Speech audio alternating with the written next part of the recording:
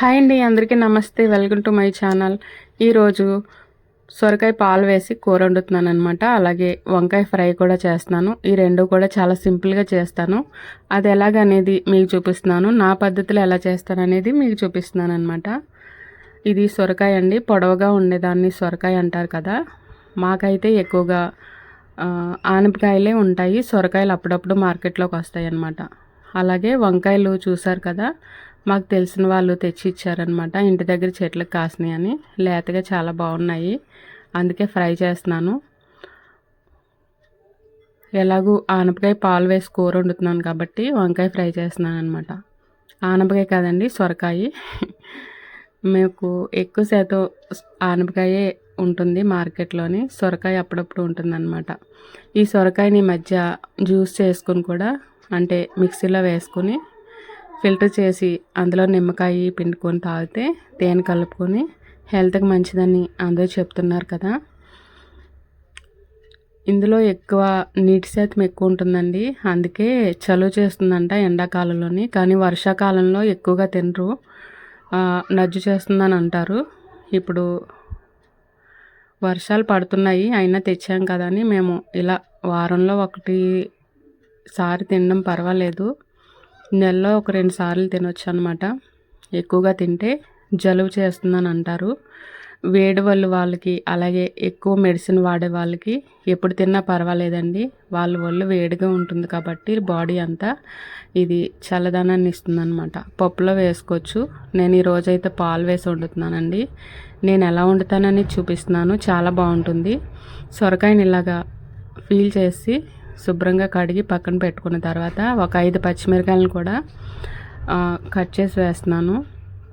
ఇందులో ఇంకా కారం వేయం కాబట్టి పచ్చిమిర్చి మీరు తగినంత ముందే వేసేసుకోండి. నేను వేసిన పచ్చిమిర్చి కారం ఎక్కువ ఉంటాయి కాబట్టి 5 వేస్తున్నాను. మీరు కారాన్ని తగ్గట్టుగా వేసుకోండి. కుక్కర్లో వండుదాం అనుకుంటున్నాను, అందుకని నేను డైరెక్ట్గా కుక్కర్లోనే ముక్కలు కోసేస్తున్నాను అనమాట. కుక్కర్లో పెట్టి కొద్దిగా నీళ్ళు వేసి విజిల్ పెట్టామంటే 3 విజిల్లు వచ్చేసరికి చక్కగా ఉడికిపోతుందండి. సొరకాయ అనేది లేతగానే ఉంది కాబట్టి త్వరగానే అయిపోతుంది. అలాగే వంకాయ ఫ్రై కూడా చాలామంది తాలింపులు అంటే పప్పు దినుసులు అవి వేసి చేస్తారు కదా. అలా కాకుండా నేను ఎలా చేస్తాను అనేది ఈరోజు చూపిస్తున్నాను. ఇలా చేసుకుంటే చాలా బాగుంటుంది. ఇది అందరికీ తెలియదని కాదండి, చాలామంది తెలిసే ఉంటుంది. అంటే ఇంకా ఈ సొరకాయతో పాటు వండుతున్నాను కదా అని నేను ఈ వీడియో అయితే పోస్ట్ చేస్తున్నాను అనమాట. వంకాయలు పుచ్చులు అనేవి లేవన్నమాట. మనం మార్కెట్లో తెచ్చుకున్నా కూడా వాటిని శుభ్రంగా చూసుకొని కట్ చేసుకోవాలి. నల్ల వంకాయలు అయితే ఈ ఫ్రైకి ఇంకా టేస్ట్గా ఉంటుందండి. ఈ వంకాయలు కొంచెం తొక్క దలసరిగా ఉండి త్వరగానే ఉడుకుతుంది. మందులు ఏమి వేయలేదు కాబట్టి, కాకపోతే కొంచెం తొక్క దలసరిగా ఉంటుంది అనమాట. ఇంకా ఈ ఫ్రైలోకి అయితే 3 పచ్చిమిర్చి, 1 ఉల్లిపాయ కట్ చేసి వేస్తున్నాను. లైట్గా కారం కూడా వేస్తాను కాబట్టి పచ్చిమిర్చి 3 వేస్తున్నాను. మీ ఇంట్లో చిన్నపిల్లలు ఉన్నారనుకోండి, వాళ్ళకి పెట్టే విధానాన్ని బట్టి మీరు కారం అడ్జస్ట్ చేసుకుని వండుకోవచ్చు. వంకాయ తినడం హెల్త్కి చాలా మంచిదండి. బ్లడ్లో కొలెస్ట్రాల్ అవి తగ్గిస్తుందంట. ఈ మధ్య మన యూట్యూబ్లో అవి చాలామంది డాక్టర్స్ చెప్తున్నారు కదా, హెల్త్కి మంచిది అని. ఈ కుక్కర్లో నేను ఒక చిన్న గ్లాస్ నీళ్ళు వేసి స్టవ్ మీద పెట్టాను.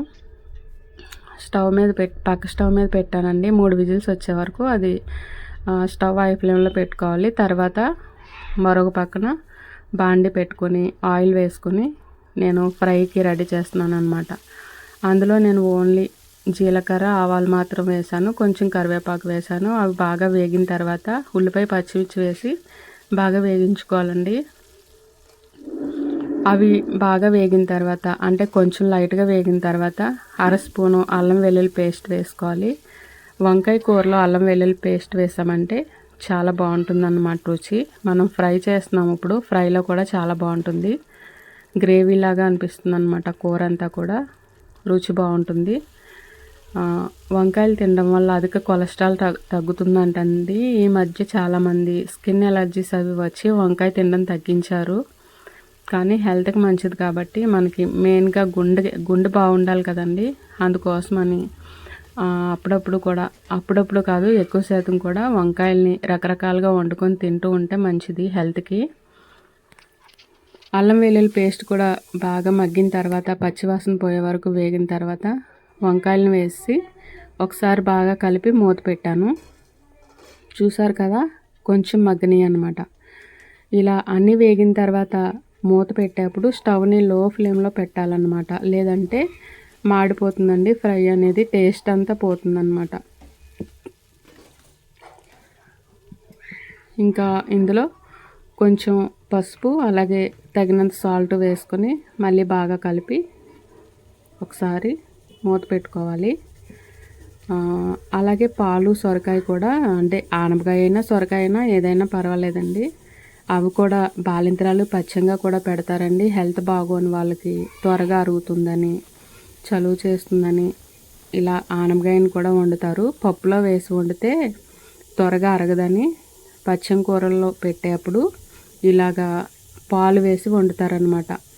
డాక్టర్స్ కూడా అలాగే చెప్తారు. అది కూడా హెల్త్కి మంచిది కాబట్టి ఎవరైనా తినని వాళ్ళు కూడా ఉంటే మీకు ఇష్టమైన రీతిలో వండుకొని అప్పుడప్పుడు తింటూ ఉండండి.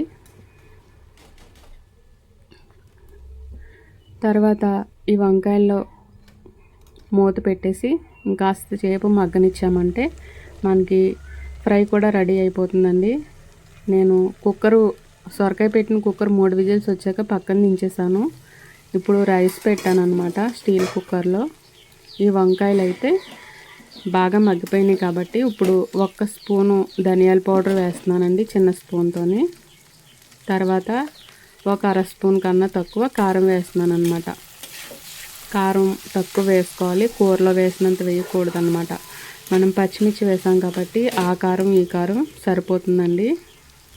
మీరు ఉప్పు కారం అనేది మీ ఇంట్లో తినేదాన్ని బట్టి అడ్జస్ట్మెంట్ చేసుకుని వేసుకోవచ్చు. ఇంకా ఈ 2 వేసిన తర్వాత ఒకసారి బాగా కలిపి మూత పెట్టి అలా ఒక్కసారి స్టవ్ మీద ఉంచి ఇంకా పక్కకి దించేసుకోవడమేనండి. పక్కకి దించినప్పుడు కూడా మీరు మూత పెట్టే ఉంచారనుకోండి ఇంకా బాగా మగ్గుతుందన్నమాట. ఇది చల్లారిన తర్వాత నిమ్మరసం పిండుకొని తింటేనే దీని రుచి బాగుంటుందండి, చాలా బాగుంటుందన్నమాట. వేడిగా ఉండగా పిండితే కొంచెం చేదు వస్తుంది కాబట్టి చల్లారాక పిండాలి. ఇప్పుడు సొరకాయ కూడా కుక్కరు ఆవిరిపోయిందండి, మూత తీసి మీకు చూపిస్తున్నాను. ఇందులో వాటర్ తీసేసుకోవాలి. ఆ వాటర్ ఉంచే పాలు వేసామనుకోండి పలచగా అయిపోతుంది అనమాట కూర. అందుకోసమని నేను చిన్న గ్లాసు నీళ్ళు వేసాను. చూసారా, సొరకాయలో నీరు ఎక్కువ ఉంటుంది కాబట్టి పెద్ద గ్లాసుది వచ్చింది. ఇంకా బాగా నొక్కి తీస్తే ఇంకా ఎక్కువ ఉంటాయండి, కానీ మొత్తం తీసేయక్కర్లేదు అనమాట.